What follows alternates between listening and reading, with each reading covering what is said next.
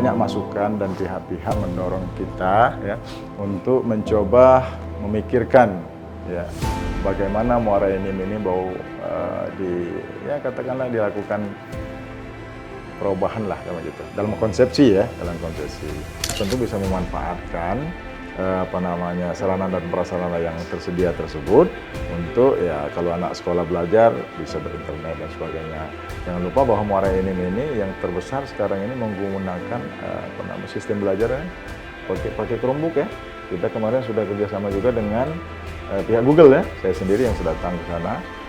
Ada beberapa yang diberikan arahan kepada kita, termasuk kita sudah mengumpulkan, saya katakan tadi, mengumpulkan pemegang itu supaya satu bahasa, satu tekad bagaimana usaha bisa jalan tapi masyarakat yang besar.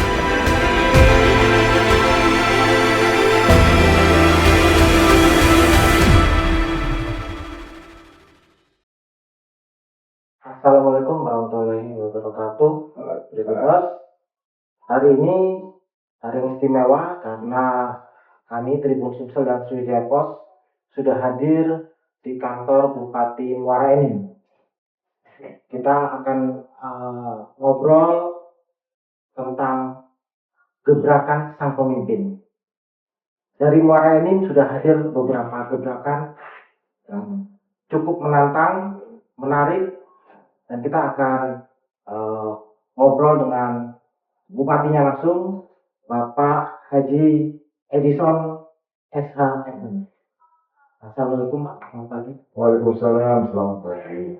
Sehat ya? Alhamdulillah sehat. Jadi saya mau buka dengan menunjukkan beberapa Pak. Sebelum ngobrol lebih banyak Pak, saya mau langsung saja. Karena perjalanan kemari tadi malam agak lancar ini. Ya. Kami dengar sudah ada gerakan yang namanya jalan khusus batubara. Ya. Itu bisa diceritakan nih Pak sebelum kita ngobrol lebih jauh tentang Muara Enim ini. Baik. Karena itu yang paling meninggalkan kesan waktu pertama kami datang agak berbeda ya. Bisa diceritakan. Alhamdulillah Mas Yudi dan kru Tribun Sumsel dan Sriwijaya Pos bersama kami mewakili masyarakat Muara Enim mengucapkan selamat datang di Kabupaten Muara Enim Bumi Selatan Sepuluh. Mudah-mudahan perlu Mas Yudi dan kawan-kawan betah di sini. Nah, terkait tadi apa yang dipertanyakan, itu memang selama ini sudah bertahun-tahun menjadi keluhan masyarakat tentang aktivitas di jalan raya, banyak kemacetan, kerusakan jalan dan seterusnya sehingga masyarakat menjadi resah. Itu tantangan kita ke depan, dari hari ke hari kita mulai perbaiki, komunikasikan dengan stakeholder yang terkait supaya ya selangkah demi selangkah harus kita perbaiki. Nah, hari ini mudah-mudahan sudah dapat dirasakan walaupun belum begitu sempurna. Ke depan kita akan terus melakukan kerjasama dengan pihak yang terkait dengan program terutama pelajaran berkendara tingkat di jalan. Jadi jalan batubara itu Pak menghubungkan dari mana ke mana? Jadi batubara ini Mas Yudi untuk di Kabupaten Muara Enim ini sudah hampir menyebar ya.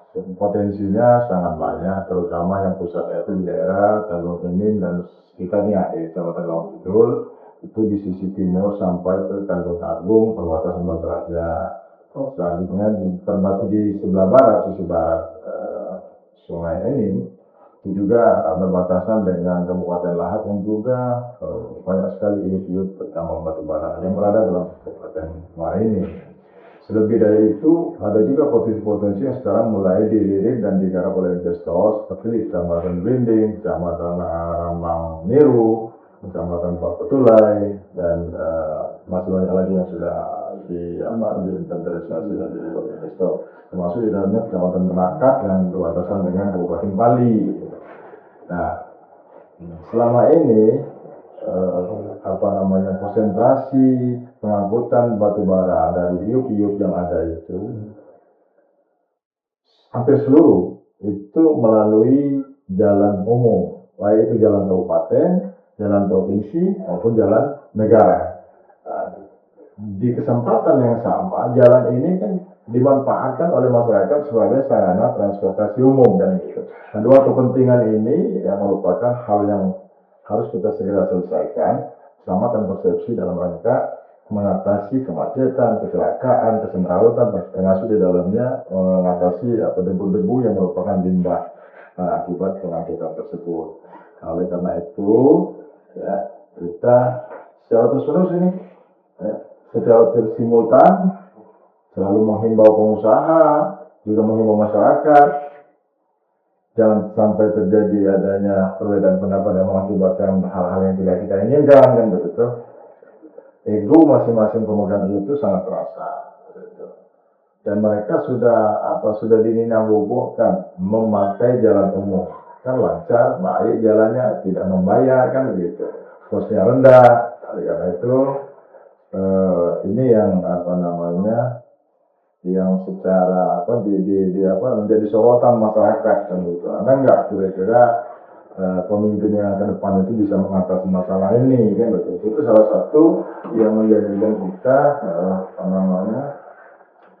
program atau kerja yang harus kita lakukan secara nyata di depan masyarakat. Masyarakat ini sangat berpuluh-puluh tahun lah, berperiode-periode gitu. Nah, gitu. Ya. Jadi tidak salah Pak kalau kami langsung bertanya soal itu ya, merasakan langsung. Benar.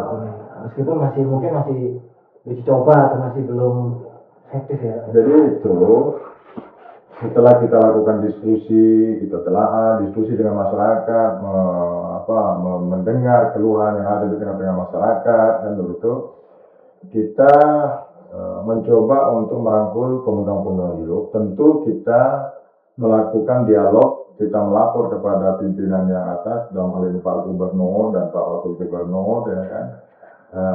Karena memang masalah perizinan batubara tambang-tambang ini tidak berada di kabupaten. Dan karena itu kita berkoordinasi, kita melapor kepada Pak Gubernur. Selanjutnya Pak Gubernur ada beberapa yang diberikan arahan kepada kita, termasuk kita sudah mengumpulkan, saya katakan tadi, mengumpulkan pemegang-pemegang itu supaya satu bahasa, satu tekad bagaimana usaha bisa jalan tapi masyarakat jangan resah, kan gitu. Nah, saya mulai mengumpulkan pengusaha-pengusaha itu dan alhamdulillah mendapat dukungan, kan. Kita lakukan MOU pada saat itu dan dihadiri langsung oleh Bapak Gubernur. Alhamdulillah, itu loncatan menurut masyarakat itu adalah loncatan yang besar. Ini yang saya dengar ya. Saya tidak mengatakan bahwa ini baik atau sudah baik atau lebih baik dari sebelum-sebelumnya, enggak, tapi ini menurut pandangan-pandangan beberapa pihak yang selama ini belum pernah dilakukan. Nah, atas step penyelesaian tersebut, selanjutnya kita oleh Pak Gubernur dilakukan rapat koordinasi. Rapat koordinasi ini tidak hanya mengundang pengusaha batubara, tapi para kepala daerah yang daerahnya dilintasi oleh jalan atau angkutan batubara, gitu. Pada kesempatan itu kalau nggak salah saya datang Bupati Muara Enim, Bupati Lahad, Bupati Pali, Bupati diwakili ya, Ogan Ilir, kemudian Wali Kota Prabu Muli. Barangkali itu yang intensitas transportasinya sangat besar, kan. Oleh karena itu Pak Gubernur memprioritaskan 5 daerah tersebut, utamanya Muara Enim dan Kabupaten Lahad. Pada saat itu sudah terjadi peristiwa ambruknya jembatan di Muara Lawai dalam Kabupaten Lahad, tetangga kita sebelah, kan begitu. Sehingga begitu bersemangatnya kita, memang kita sudah berencana membuat program tersebut, mencarikan solusi. Dan hikmahnya itu jembatan itu menjadi roboh. Nah, ini membukakan mata semua pihak. Oh, kita harus berbuat. Tidak boleh lagi kita terlena dengan kenikmatan yang selama ini, ya kan. Nah, dirasakan. Nah, sekarang kita harus mengambil sikap. Kemudian langkah selanjutnya setelah rapat tersebut sebagai tindak lanjutnya, Bapak Gubernur kan mengeluarkan kebijakan, yaitu surat edaran tentang pengangkutan batu bara melalui jalan umum, kan begitu. Dan alhamdulillah mendapat support. Beliau bertekad supaya sejak atau terhitung 1 Januari 2026 itu tidak ada lagi sama sekali truk-truk atau pengangkutan batu bara ini melalui jalan umum itu. Kemarin saya juga dengan Pak Wakil Gubernur sudah meninjau langsung ya, rencana jalan hauling batu bara itu dari wilayah Kabupaten Muara Enim tembus ke Kabupaten Lahad dan tembus ke jalan khusus batu bara melalui jalan Servu namanya, lintas Pali sampai ke pelabuhan itu. Oh, udah langsung dicek ya kemarin ya? Sudah siap. Yes. Nanti ada visualnya barangkali dikasihkan ya, yang foto-foto saya di lapangan. Ya. Tentu masih banyak gebrakan yang lain yang dicatat di media ya. Dalam pemberitaan kami juga, kami ingin flashback dulu nih Pak. Ya.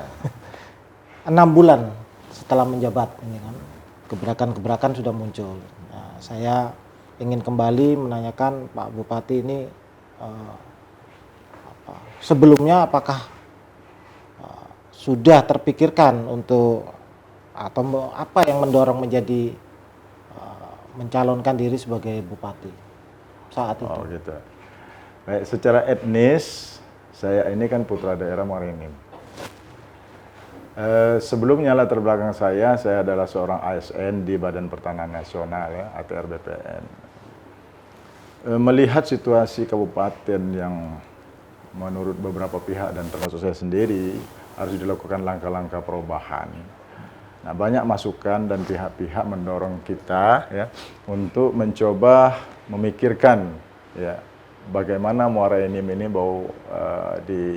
katakanlah dilakukan perubahan lah kayak gitu. Dalam konsepsi ya, dalam konsepsi. Nah, dari itu ya kita berdiskusi dengan keluarga tentu kan bagaimana. Kemudian membaca peluang.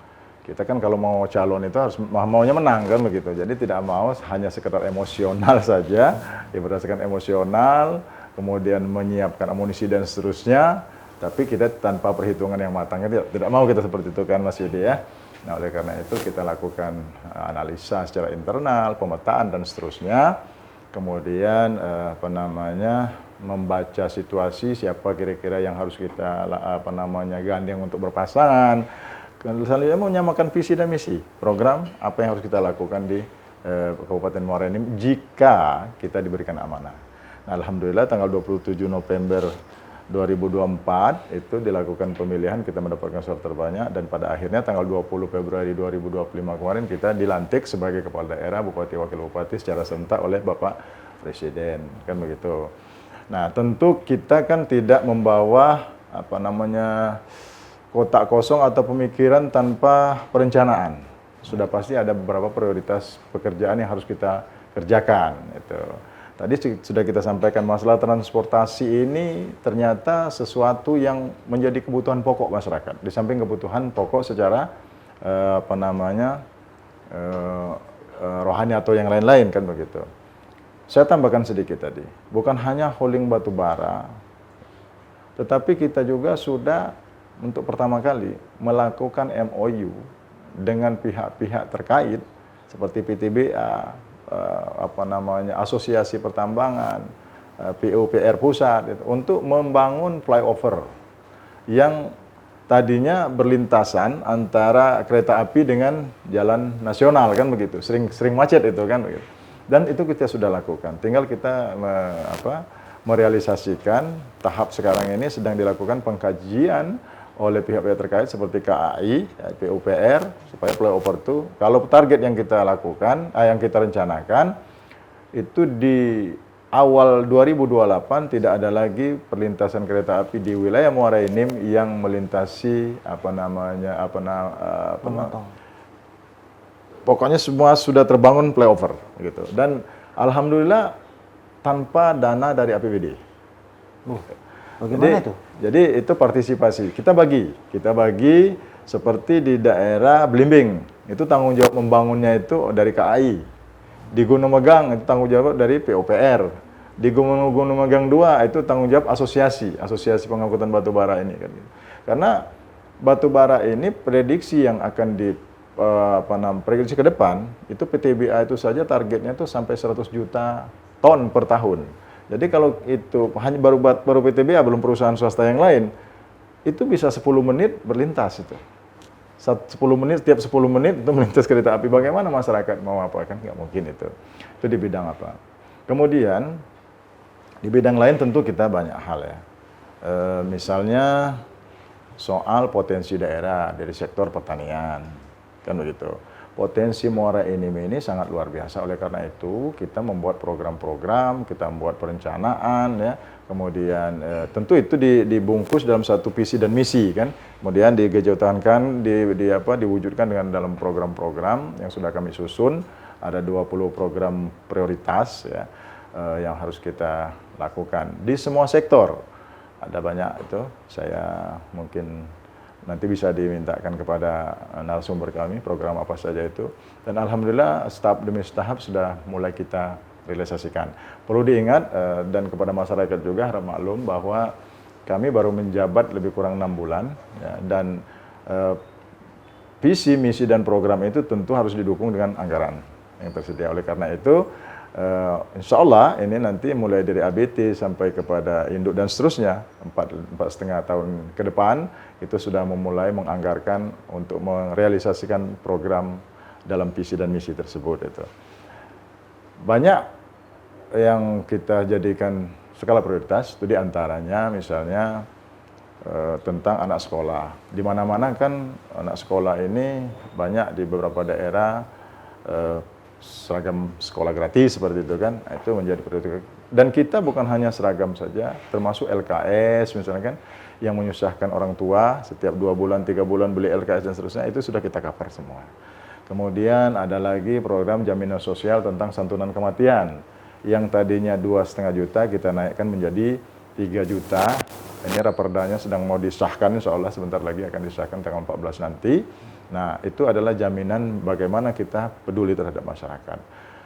Selanjutnya berdasarkan data yang kita terima, bahwa di Kabupaten Muara Enim ini ada lebih kurang hampir 300.000 data masyarakat miskin yang belum tercover oleh PKH, ya, program Keluarga Harapan kan gitu.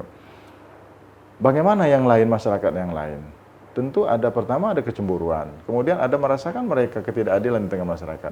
Nah itu kita tutup yang kemiskinan ekstrim itu dengan PKH membara namanya.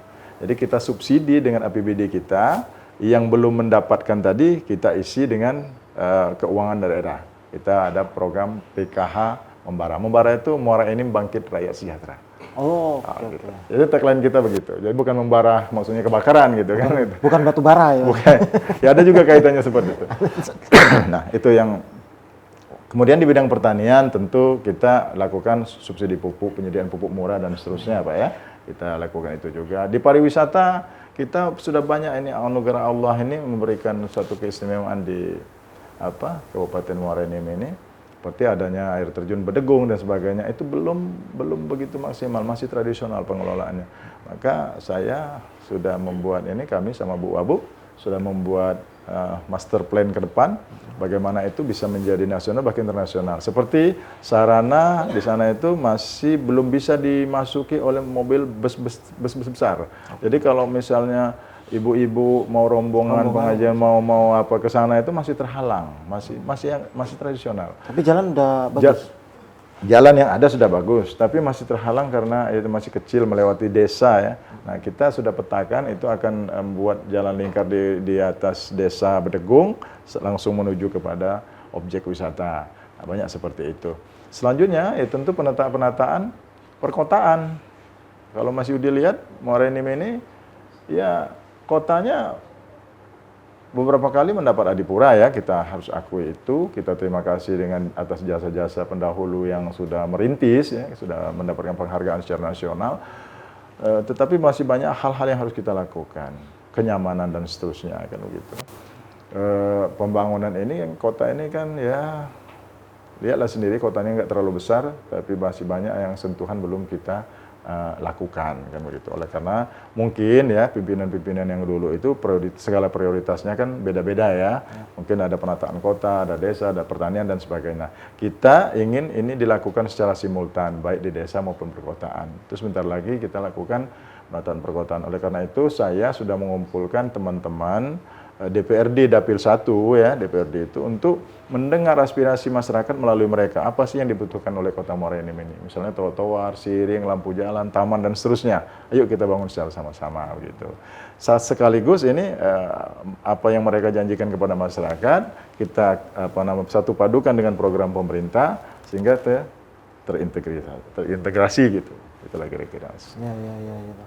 Begitu banyaknya yang harus dikerjakan itu, Pak. Ya, Mas Yudi, banyak. PR kita sangat banyak. Kalau menurut kami ya. Jadi, tapi kita harus maklumi bahwa sekarang kan tidak semua pihak yang sependapat dengan kita, ada juga kan itu. Tentu itu menjadi bagian dari penyemangat kita supaya kita lebih cepat melakukan langkah-langkah perbaikan, kan begitu. Karena memang ada prioritas itu kan sesuai dengan kepentingan. Kadang-kadang kan di WA kita itu mengalir itu, ada yang begini, ada yang mengusulkan begitu, ya. Tapi hanya aspirasi kan tadi. Iya, aspirasi, tapi ya maklum juga masyarakat bahwa anggaran kita terbatas. Walaupun saat ini kita harus berbangga bahwa anggaran atau APBD Kabupaten Muara Enim termasuk yang tersehat di Sumatera Selatan. Tersehat ya bahasanya. Tersehat dan rasanya yang terbesar ya untuk kabupaten ya di luar kota Palembang. Dan ini agak bangga sedikit kita, boleh dong bangga sedikit ya. Nah, kita dari PDRB ya, pendapatan domestik bruto, itu kita tertinggi di Sumatera Selatan. Jadi ada 142 juta per tahun per kakak. Nah, sementara yang lain di bawah 121. Itu data BPS nasional, kan begitu. Tapi kalau kita mau jujur, kita harus tetap melakukan langkah-langkah yang agak ekstrim itu. Supaya, karena apa? Karena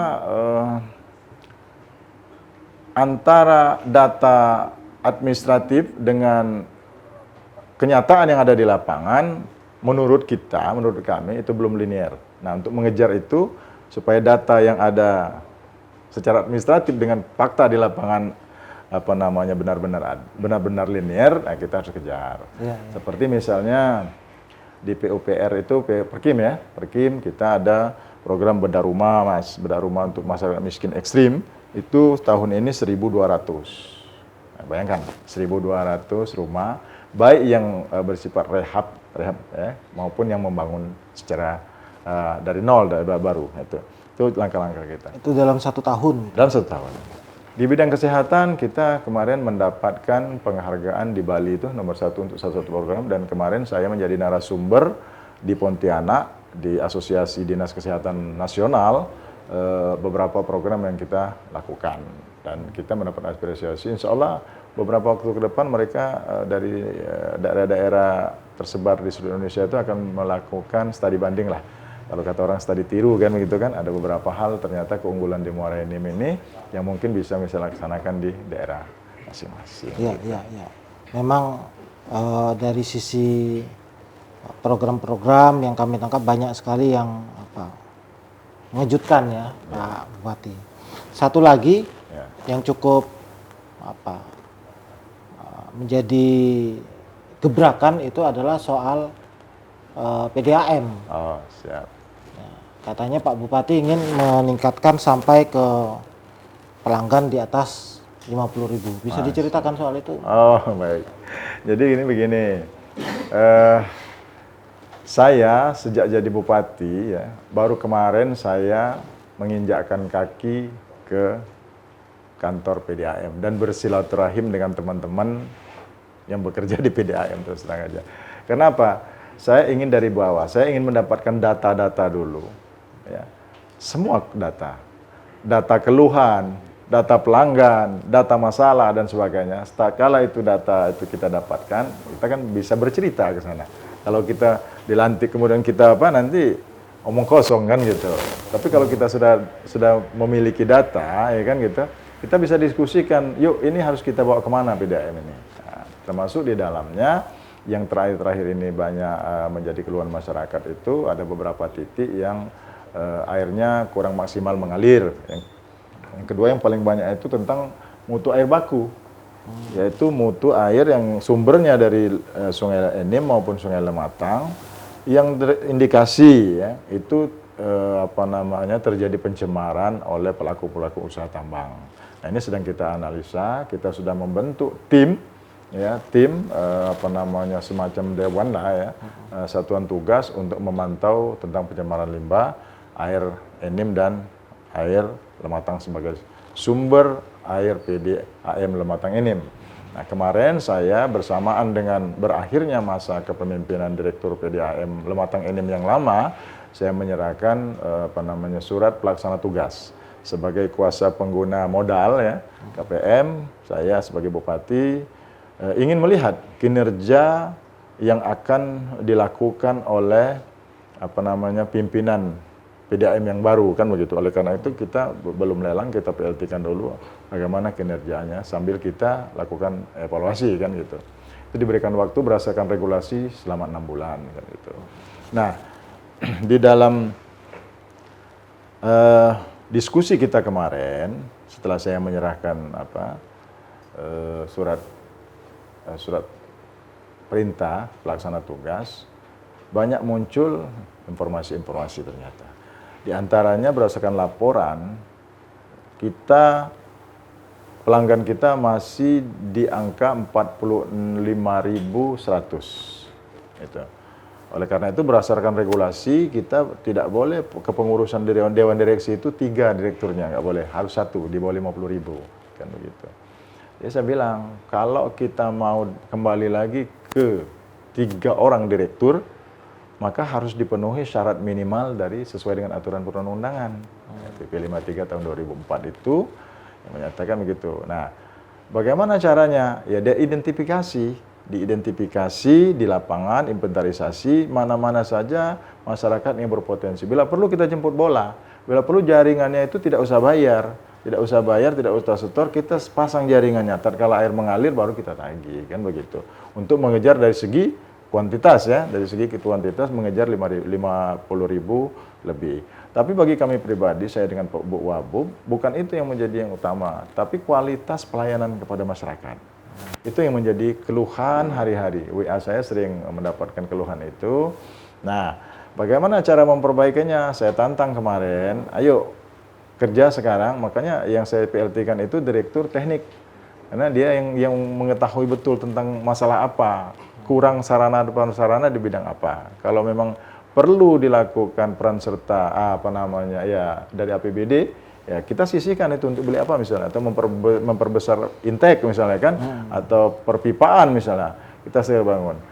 Nah, jangan sampai kita ini, ya saya katakan tidak ada perubahan setelah dilakukan pergantian pengurusan baru, kan begitu. Semangat barulah. Gitu. Selanjutnya, ada juga di dalam diskusi tersebut teman-teman, Pak, operasional kita sekarang sudah kurang, salah satu alternatif yang harus kita lakukan adalah kita menaikkan tarif, gitu, supaya bisa mengejar cost kan itu, balance ya gitu kan. Gitu.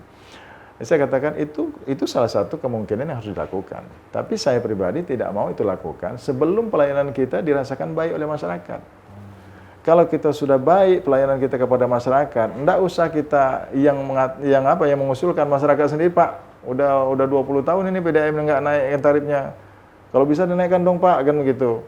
Itu bisa terjadi tatkala pelayanan kita sudah maksimal kan begitu. Tapi kalau dalam kondisi kita ya bahasanya kelimpungan, kita belum memberikan pelayanan yang terbaik di tengah-tengah masyarakat yang masih banyak keluhannya, kita menaikkan tarif, itu saya tidak sependapat. Ya, oleh karena itulah kalau ada pemberitaan bagaimana kita bisa menaikkan itu dari sisi volume untuk mengejar struktur organisasi PDAM itu bisa menjadi sesuai dengan yang sekarang ada. Tapi berdasarkan regulasi terpaksa kita kerucutkan satu aja kemarin. Yang duanya kita tutup dulu itu, tidak boleh lagi berdasarkan aturan yang ada. Itu dari segi kuantitas. Kualitas saya katakan tadi itu perbaiki mutu. Lakukan apa? Buka telinga 24 jam ya. Bila perlu jangan tidur saya bilang, karena masyarakat ini mengeluh. Kita 46.100 pelanggan itu 5 aja yang mengeluh dimasukkan di media sosial sekarang seolah-olah kalian tidak bekerja. Oleh karena itu, lakukan itu, jangan sampai terulang lagi hal-hal yang tidak diinginkan yang selama terjadi menjadi keluhan masyarakat. Persoalan mutu air baku sebagai sumber PDAM tersebut, ya kita rangkul teman-teman pengusaha pertambangan, termasuk pegiat sosial untuk sama-sama mengingatkan. Kemarin kita tanda tangani fakta integritas. Kemarin, sama perusahaan-perusahaan pertambangan ada ya. Itu di apa ruang Pangrita itu sudah kita lakukan. Dan saya sudah kemarin minta supaya dibuat WA group ya, untuk menjaga lingkungan, untuk saling mengingatkan. Kalau umpamanya nanti sumber air kita kotor, kita akan ingatkan dalam grup itu, tolong cek tambang mana di antara kalian ini yang airnya mengalir, yang mencemari. Kan mudah begitu kan? Sama-sama saling mengingatkan. Begitu Mas Yudi. Jadi berapa lama target untuk pengurus baru PDAM itu untuk meningkatkan? Ya, saya kira 3 bulan sudah mulai kelihatan. Tidak harus sempurna benar, tapi apakah langkah-langkah yang menuju perbaikan sudah dilakukan? Kan gitu. Kalau sama saja dengan yang apa, berarti tidak bekerja kan begitu. Hanya memegang SK itu. SK itu kan hanya perantara, Pak.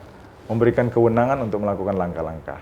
Langkah-langkah perubahan pembangunan dengan kewenangannya disertai anggaran, termasuk menata SDM yang ada.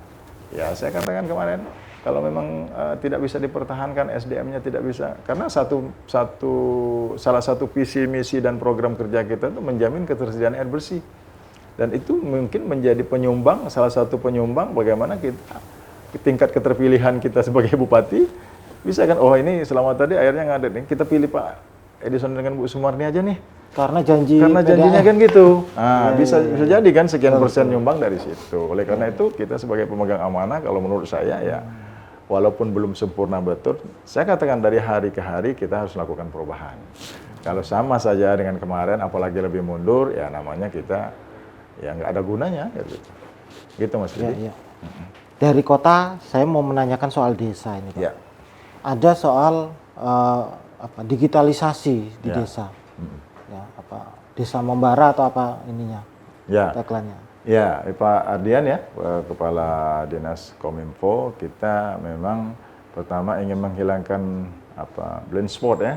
Nah, kemudian kemarin kita juga sudah launching desa digital membara. Desa digital membara. Kita tekadkan itu di Tegalrejo kan salah ya, kita lakukan itu launchingnya. Ini kita maksudkan nanti kalau memang sudah masalah internet dan seterusnya ini sudah teratasi, kita ingin membangun satu konektivitas mulai dari perencanaan, kegiatan masyarakat sampai ke pelaporan dari desa itu melalui digitalisasi, gitu. Itu dari segi pemerintahan. Kemudian dari segi masyarakat tentu bisa memanfaatkan sarana dan prasarana yang tersedia tersebut untuk ya kalau anak sekolah belajar bisa berinternet dan sebagainya. Jangan lupa bahwa Muara Enim ini yang terbesar sekarang ini menggunakan sistem belajarnya pakai Chromebook ya. Kita kemarin sudah kerjasama juga dengan pihak Google ya. Saya sendiri yang sudah datang ke sana. Langkah-langkah itu kita lakukan sebagai upaya bagaimana Muara Enim ini bisa maju loh gitu loh ya, anak belajarnya pakai smartboard, pakai Chromebook kan begitu. Nah itu sudah mulai sekarang. Rata-rata satu sekolah itu Chromebooknya itu sudah 15 lah. Nah nanti ke depan kita akan lengkapi minimal itu ada 60 per sekolah, tetapi sesuai dengan anggaran yang tersedia. Tinggal sekarang akses internetnya gitu maksudnya? Ya akses internetnya begitu. Tapi kalau akses internetnya sudah tersedia dengan baik kan sudah lancar, pasti kita yang program tadi ya Pak Ardian sudah pasti kita bisa lakukan. Saya ingin semuanya terkoneksi itu perencanaan desa, kemudian sistem pelaksanaan pembangunan, evaluasi, kemudian pelaporan itu kalau bisa jangan sering-sering rapat-rapat secara manual gitu. Jadi dari desa itu dan sebaliknya pun kita bisa pantau itu. Kita bisa pantau dengan konektivitas jaringan internet dan sebagainya. Makanya satu desa yang digital itu semuanya mengcover itu Pak. Baik untuk kegiatan masyarakatan, pemerintahan. Oh, jadi bukan cuma soal pendidikan, tapi semua ya Pak? Semua, kalau sudah tersedia prasarana itu kan pasti itu bisa dimanfaatkan itu. Ya. Gitu. Ya. Nah, ini ada satu pertanyaan, bukan cuma bupati atau pemimpin daerah yang berkampanye Pak, kami juga berkampanye Pak. Oh, siap. Tapi bukan kampanye politik. Ya. Kami berkampanye untuk mendukung kopi Sumatera Selatan. Oh, siap. Lihat atau apa yang bisa pemerintah kabupaten support untuk kopi Semendo ini. Nah, siap. Jadi terima kasih. Saya sebenarnya Semende ini punya perhatian dan kenangan khusus. Bukan berarti membedakan dengan daerah lain, kecamatan lain kan. Karena pada saat pertama sekali saya waktu SD, di situ ada bumi perkemahan di daerah Pulau Panggung namanya. Saya waktu SD saya apa. Nah, waktu kampanye kemarin intens ke sana kan gitu. Memang luar biasa potensinya Mas Yudi. Kopi, wah, saya nggak bisa membayangkan kalau ini di manage dengan profesional kan gitu. Pertama yang ingin saya katakan bahwa Semende memproduksi kopi yang mutu dan kualitasnya sangat baik ya menurut kita. Tapi memang ada beberapa segi atau sisi yang harus kita perbaiki. Pertama misalnya menghimbau kepada masyarakat agar memetik kopi itu kalau memang betul-betul sudah matang. Kan beda, yang merah kan. Kemudian dari sisi pemerintah sendiri tentu punya tanggung jawab untuk melakukan pembinaan kepada masyarakat. Dari sisi kewilayahan, kopi Semende tapi dijual oleh daerah lain. Jadi yang dapat nama itu orang daerah lain kan gitu. Saya tidak mau saya katakan itu. Jadi kita sudah ada beberapa komunitas yang kita lakukan atau kita bentuk untuk bagaimana kita pertama memasarkan. Jadi kalau produknya ini ada baik tapi pemasarannya seret kan percuma juga kan, nggak bisa apa. Nah kemarin masyarakat kita bersyukur sama-sama harga kopi sangat baik, 70 ribuan ke atas di desa, walaupun fluktuatif harganya, tetapi sudah sempat memberikan semangat yang begitu luar biasa. Nah nanti kita melalui Dinas Pertanian dan Perkebunan itu akan lakukan pembinaan khusus komunitas kopi dan kita ingin memagari bahwa pemasarannya itu dikoordinir oleh betul-betul dalam wilayah Kabupaten Muara Enim. Jangan produk kita tapi dicuri oleh daerah lain ya. Kerbau punya susu ya, sapi punya nama, atau terbalik itu ya. Kira-kira seperti itulah. Nah, kita tidak ingin seperti itu dan ingin betul-betul itu. Kan kita ini bukan hanya kepuasan itu bukan hanya material kan, ada juga kepuasan spiritual kan begitu. Kita sekarang sudah melakukan itu kepada masyarakat, sosialisasi kepada masyarakat Semende khususnya, saudara ya. Jangan cuma puas di harga, tapi nama Semende ini sangat luar biasa. Itu harus dipelihara. Jadi keunggulannya, kualitasnya itu harus terus diperbaiki begitu. Nah dari pemerintah kami sudah menginstruksikan kepada Dinas Pertanian Kabupaten Muara Enim untuk membuat program dan langkah-langkah. Pertama melengkapi sarana dan prasarana seperti alsintan dan sebagainya. Kemudian itu sudah dianggarkan. Kemudian untuk pemasarannya supaya dapat terkoordinir. Walaupun pasar ini kan pasar bebas, nggak bisa kita apakan. Minimal kita bisa memonitor. Jangan sampai petani-petani ini sudah tekadnya sedemikian rupa. Tatkala pemasaran, kita ya, kalau bahasanya itu budi kejemu ya, jangan sampai ketipu oleh karena itu ya harus ada peran serta atau peran dari pemerintah daerah dan itu insya Allah kita lakukan. Kita sudah membuat planning tentang kopi Semende, termasuk membentuk komunitas-komunitas yang secara langsung atau tidak langsung mempromosikan kopi Semende. Walaupun kopi Semende ini sudah terkenal, saya tidak sebut merek lah kan begitu. Karena nggak boleh nanti dikira endorse kan. Tapi yang pasti Mas Yudi ada satu kopi yang terkenal dari Muara Enim ini. Ya saya tidak sebut apa. Nah itu kualitasnya luar biasa sampai kalau Muara Enim itu bahasa gurau mereka ya belum dapat kiriman kopi itu, gitu kan. Nah itu mereknya kita nggak boleh karena ada merek-merek lain kan gitu. Nah itu yang apa? Itu maksudnya. Yang jelas kopi Semende ya Pak ya. Kopi Semende. Ya. Memang tadi saya bilang di antara kopi Sumsel bukan penghasil terbesar secara volume. Ya, meskipun besar juga di Muara Enim tapi kopi Semende namanya begitu ini sudah setara lah ya dengan kalau di daerah lain ada kopi Toraja, kopi Gayo, ini ada brand namanya kopi Semende Pak. Siap, salah. Ya, mudah-mudahan makin ini ya Ya. Petani makin sejahtera. Kopi Semende bukan kita mengendorse merek ya. Bukan merek, tapi ini kan nama sebutan ya. Nama daerah penghasil ya. Nama daerah penghasil. Ya, Semende itu kan ada 3. Semende Raya itu Semende darat tengah, Semende darat hulu, Semende darat laut kan gitu kan. Ya. Saya ingin bertanya Pak Bupati, dari sekian banyak program yang luar biasa ya, banyak gebrakan dalam 6 bulan tadi saya sudah sebutkan beberapa kali jadi perbincangan lah ya, apa yang dilakukan di Pemkab Muara Enim ini. Sebenarnya dalam jangka waktu 5 tahun atau ya 5 tahun dulu dan kemudian ke depan apa yang Bapak bayangkan berubah dari Muara Enim ini? Ya, pertama saya selalu menyampaikan kepada teman-teman OPD bahwa potensi yang ada di Muara Enim ini belum linear dengan kesejahteraan masyarakat Muara Enim. Padahal potensi Muara Enim semua ada. Mau pertanian, mau perkebunan, mau gas bumi, batu bara, minyak, semua ada.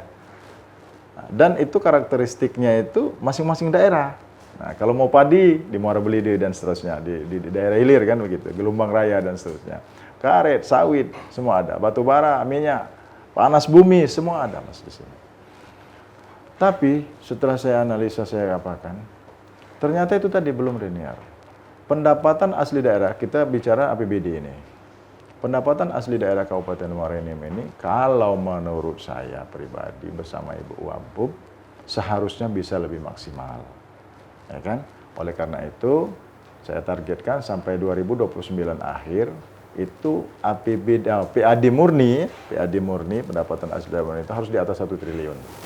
Kalau sekarang masih sangat jauh kan begitu. Supaya apa? Dengan adanya PAD murni ini, kita bisa lincah menggunakan yang tidak tergantung dari pihak-pihak lain, termasuk tidak tergantung dari pemerintah pusat. Kita bisa lincah untuk membangun jembatan gantung, kita bisa membangun jalan-jalan usaha tani dan sebagainya gitu. Supaya roda perekonomian ini bergerak semua. Kalau kita PAD kita besar. Bagaimana cara meningkatkan PAD yang saya katakan tadi? Tentu potensi-potensi sangat banyak ini, Pak.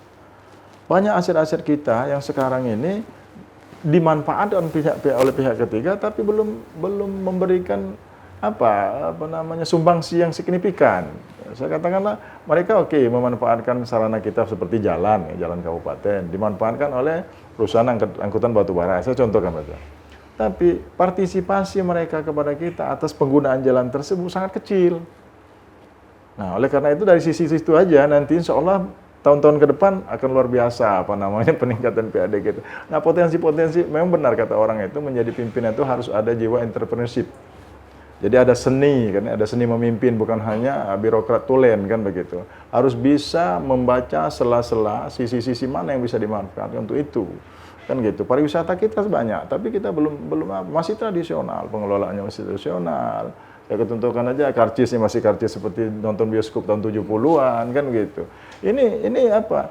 Kemudian kita juga di samping kita meningkatkan potensi-potensi pendapatan itu juga kita berusaha untuk memberikan pemahaman baik kepada masyarakat pelaku usaha maupun aparatur kita sendiri agar menutup celah-celah kebocoran daripada PAD tersebut kan begitu. Di samping yang kita lakukan untuk peningkatan PAD, kita juga terus-menerus mengajak perusahaan-perusahaan pelaku usaha di Kabupaten Muara Enim ini agar pemanfaatan CSR itu betul-betul tepat guna, tepat sasaran, dan sejalan dengan visi misi serta program kerja Bupati dan Wakil Bupati, supaya dia nyambung kan begitu. Jangan berdiri sendiri, ini berjalan ke mana, ini jalan ke sana, akhirnya nggak maksimal. Nah, boleh misalnya satu program Bupati Wakil Bupati dilaksanakan, tapi karena anggaran dan seterusnya ini kurang misalnya kan gitu, mereka tambah. Seperti misalnya UMKM, sekarang kita UMKM alhamdulillah sudah mulai menggeliat.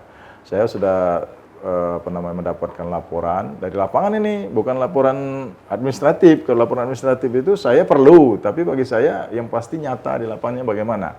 Itu ada komunitas paguyuban UMKM di sekitar GOR ya. Yang mereka sudah berapa ribu kemarin tuh kita kasih nomor induk berusaha secara gratis kan gitu. Kemudian di dalam APBD nanti kita sudah anggarkan untuk mensubsidi mereka seperti mereka, atau pinjaman dengan bunga lunak dan seterusnya gitu. Jadi semua sisi ini saya membayangkan Muara Enim ini ya kedepannya harus lebih baik daripada sekarang lah. Dan itu potensi itu ada, bos. Potensi itu ada, masalahnya kan gitu. Kita nggak ngemis-ngemis lah. Bayangkan sekarang ini APBD kita nggak ada loh kita ngutang dengan pihak ketiga. Nggak ada, sehat benar gitu. Tapi pengelolaannya ayo kita sama-sama untuk dimaksimalkan bagaimana untuk membangun kantong-kantong ekonomi yang selama tadi belum bisa tergarap. Ya. Satu jalan misalnya mengeluarkan produk karet, kopi dan sebagainya itu ternyata masih. Nah itu yang harus kita maksimalkan, sehingga kita ada salah satu program di bidang pertanian ini kita menyediakan alat eskavator ya. Kita linearkan dengan program pemerintah tidak boleh membakar, kan begitu. Nah kita sediakan alat eskavator ini untuk membantu masyarakat membuka lahan ya, itu nanti masing-masing kita letakkan di UPTD atau di kecamatan ya, mereka nanti mungkin membantunya itu dari sisi minyak aja lah kira-kira kan gitu. Minyaknya dibelikan oleh masyarakat tetapi itu tidak bayar sama sekali. Dan mulai tahu ABT ini kita coba ada berapa ya kemarin? 12 kalau nggak salah. 12 kita titip di UPTD itu sampai pada saatnya nanti kita berharap itu paling tidak separuh dari jumlah desa yang ada. Artinya kalau sekarang 246 desa 10 kelurahan, oke lah kelurahan kita keluarkan 246 desa itu berarti kita harus ada 123. Nah itu minimal, jadi 2 desa bisa satu gitu. Yang kita programkan untuk di bidang pertanian gitu. Ya. Luar biasa betul ini Pak Bupati ya. Pertanian, infrastruktur, ya. Kesehatan, pendidikan, bahkan kopi sudah kita jangan lupa kopi semende. Di akhir ini kami juga ingin harus pergi mencari kopi nih. Oh siap, kopi semende ini, Pak. Siap. Ya, terima kasih Pak Bupati. Mudah-mudahan kita masih bisa lanjutkan di lain kesempatan untuk melihat gebrakan-gebrakan berikutnya. Insya Allah. Jadi apa yang kami lakukan selama 6 bulan ke belakang, sebetulnya saya sendiri sebagai Bupati nggak tahu apa kami sudah bekerja apa belum ya, begitu. Orang-orang mengatakan, udah Pak begini-gini, syukurlah kalau begitu. Tapi saya sendiri merasakan kayaknya belum bekerja sih ya. Tapi kalau itu sudah dirasakan, alhamdulillah kan begitu. Itu untuk menjadi penyemangat kita. Artinya gini, kita tidak boleh berpuas diri maksudnya. Mendapatkan informasi, Pak, Bapak sudah begini-gini. Sebetulnya itu kan adalah bagian daripada dibantunya oleh masyarakat, partisipasi masyarakat kan begitu. Tanpa masyarakat, tanpa stakeholder, tanpa teman-teman OPD yang membantu, ya nggak mungkin bisa kami laksanakan. Tinggal bagaimana program kita ini sesuai dengan rel yang kita rencanakan, ya kan gitu. Oleh karena itu 6 bulan ke belakang ya sebenarnya masih pemanasan ya. Kalau saya mengatakan masih pemanasan. Mas Yudi, penertiban batu bara dan sebagainya bukan tidak ada tantangan. Tapi saya tidak pernah bercerita dengan teman-teman OPD. Nggak usah, biar pemimpin yang apa kan. Tantangannya luar biasa Pak. Sangat-sangat luar biasa. Tapi cukup saya sendiri yang merasakan. Masyarakat menikmati aja kan begitu. Nah, untuk itu di akhir menjangan ini saya sebagai pemerintah atau Bupati Muara Enim, Ibu Sumarni sebagai Wakil Bupati Muara Enim, jangan bosan-bosan memberikan kritik, masukan dan saran kepada kami. Ya tanpa kritik saran kami kita tidak tahu jalan lorong atau misalnya parit mampet dan sebagainya kan, berikanlah informasi. Dan kami berharap satu hal, kita membangun Muara Enim ini secara kekeluargaan tapi profesional. Ya, alhamdulillah komunikasi dengan pihak DPRD kita betul-betul sangat solid sekarang ini kan karena tujuan kita sama. Ya kan, baik mereka maupun kita, masyarakat, OPD, bagaimana memaksimalkan potensi yang ada, anggaran yang ada ini untuk mensejahterakan rakyat Muara Enim. Untuk itu kuncinya kan begitu. Kalau kita sudah sama-sama persepsi itu dan sekarang sudah terbangun itu, alhamdulillah saya teman-teman OPD ini begitu cepat menyesuaikan kan. Karena pimpinan kan berganti-ganti Mas Yudi kan. Nah, begitu kita masuk, ini lo visi misi, ini lo program kerja. Mereka dalam waktu nggak sampai 1 bulan itu sudah memberikan ini Pak. Ini program kerja, begitu kita linearkan atau kita cross check dengan program kita, oh nyambung masuk. Walaupun ada beberapa hal seperti misalnya itu kayak kami punya janji meneruskan pembangunan jalan tol, misalnya kan gitu. Nah, jalan tol ini memang itu kan pemerintah pusat. Tapi saya secara diam-diam sudah mencari beberapa investor yang mungkin meneruskan pembangunan ini. Kan pembangunan ini kan bukan artinya pemerintah bukan di stop. Ya. Bukan itu kan. Karena memang ini seharusnya sudah tinggal pembangunan konstruksi. Kalau ini sudah terbangun, Muara Enim Palembang itu hanya 1,5 jam kan gitu. Nah, cuman oleh karena itu pihak-pihak swasta itu masih berkoordinasi dengan pihak perbankan, Himbara kan begitu. Nah, tapi kita tetap mendorong, saya sudah koordinasi dengan bupati sekitar sini, sekitar Muara Enim ini, supaya kita tetap mendorong pemerintah pusat agar kembali lagi memasukkan jalan tol ini sebagai PSN, supaya konektivitas antar daerah itu bisa tersambung. Nah, selanjutnya ada janji kami lagi yang sekarang sedang digarap, insya Allah juga tidak memakai APBD. Itu pembangunan mall. Itu sekarang investornya sudah oke, sudah firm, tinggal mereka sudah beberapa titik yang sudah sudah mereka tinjau, tapi saya rahasiakan titiknya di mana. Rahasiakan Pak ya. Takut nanti di ini Pak, tanah di. Iya, nanti kan orang mengincar dari sekitar. Jadi spekulan seperti itu. Nah, kenapa? Ini pada saat saya kampanye, saya tanya ya, terutama ibu-ibu yang usianya 40 ke bawah. Apa yang dibutuhkan Pak? Bangun mall Pak, katanya kan gitu. Karena kami kalau mau ke mall itu, mau nge-mall bahasanya itu keluar daerah, nggak saya sebutkan lah daerahnya ya, nggak boleh nanti marah ya. Nah, nge-mallnya Pak kami ke sana, katanya. Masa iya? Padahal di sana rupanya kalau Sabtu Minggu itu ya plat BGD semua. Plat Muara Enim. Jadi 70% nge-mall di situ tuh orang Muara Enim kan begitu. Loh, artinya ini potensi. Kalau ini sudah terrealisir, di samping ada wisata belanja, juga akan ada penyerapan tenaga kerja, pemasaran produk UMKM, kan begitu. Termasuk di dalamnya pajak-pajak dari tenan-tenan yang ada di dalam mall itu sendiri, kan akan menambah apa. Nah, satu lagi yang perlu saya sebelum diakhiri Mas Yudi sama Pak Arifin.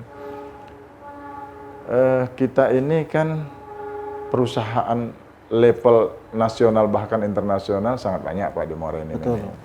Cuman kita regulasi yang ada sekarang masih terpusat karena kita memang NKRI kan, kita tidak anti NKRI. Tapi ada regulasi yang insya Allah nanti kita usulkan melalui APKASI, ya, Asosiasi Pemerintah Kabupaten seluruh Indonesia, supaya beberapa hal itu untuk didiskusikan, bahan diskusikan, dengan harapan bisa memberikan keadilan, kan gitu. Kalau Muara Enim ini kaya raya, seharusnya ya mendapat perhatian lebih lah, kan bahasanya begitu. Gitu, barangkali? Iya, ya, luar biasa ini Pak Edison. Ya, Tribuners, demikian perbincangan kami dengan Bupati Muara Enim, Pak Edison. Muara Enim, kabupaten terkaya yang ingin rakyatnya lebih sejahtera. Amin. Salam Tribun.